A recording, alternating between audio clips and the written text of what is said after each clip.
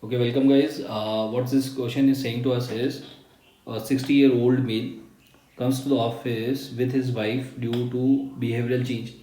The patient has become increasingly impulsive and irritable over the past 1 to 2 years. He recently lost his job after making inappropriate comments and touching female co-workers. The patient also has lost interest in his hobbies and appears withdrawn from the social gathering.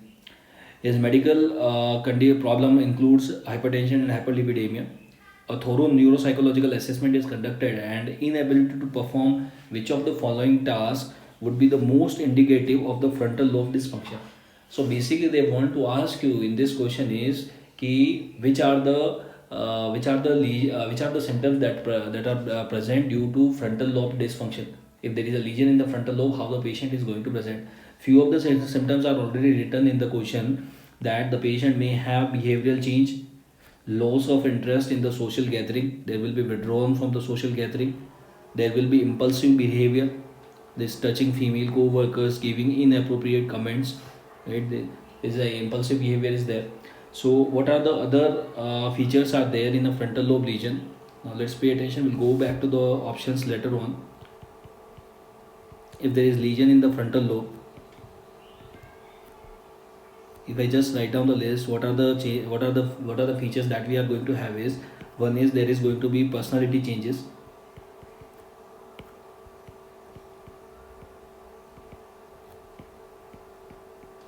Personality changes. There can be language disturbance, because the Broca's area is there in the inferior frontal gyrus, so language disturbance can be there. Then there is motor dysfunction, because the planning of the motor movements are there. There is impulsive disinhibition. Impulsive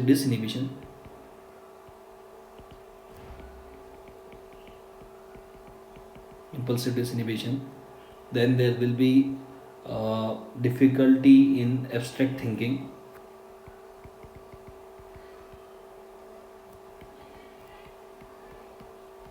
Difficulty in abstract thinking. Now what is the meaning of abstract thinking is, if I give you just a simple example of abstract thinking is, let's say if I give you two similar objects and I ask you what is the difference between them or what are the similarities between them, that is called as the abstract thinking. Say for example, if I give you a mobile phone and a landline telephone and I ask you what are the similarities, so the similarities and the differences between two objects are recognized by the frontal lobe.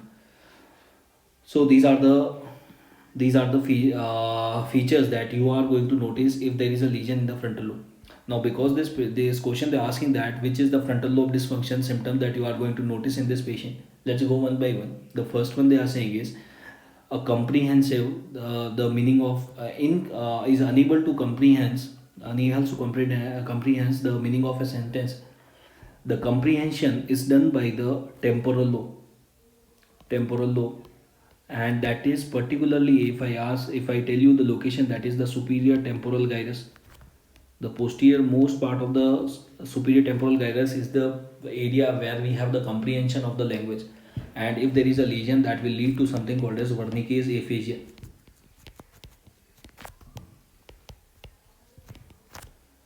Then describing similarities between watch and ruler, that is the abstract thinking, that is the function of frontal lobe function. Then they are saying differentiating between right and left. Right and left is decided by the dominant parietal lobe.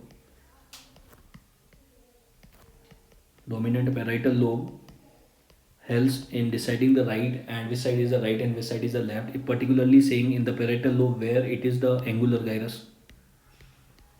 Angular gyrus is the area where we have the center to differentiate between right and left. Then recognizing familiar faces, that is done by the dominant temporal and the occipital lobe. The location is fusiform gyrus. Fusiform gyrus helps in this. So what they are asking is which is most indicative of the frontal lobe dysfunction, then the answer is going to be the B, that is he is unable to describe the difference between the watch and ruler. That is, the abstract thinking will be impaired. Yes. Thank you.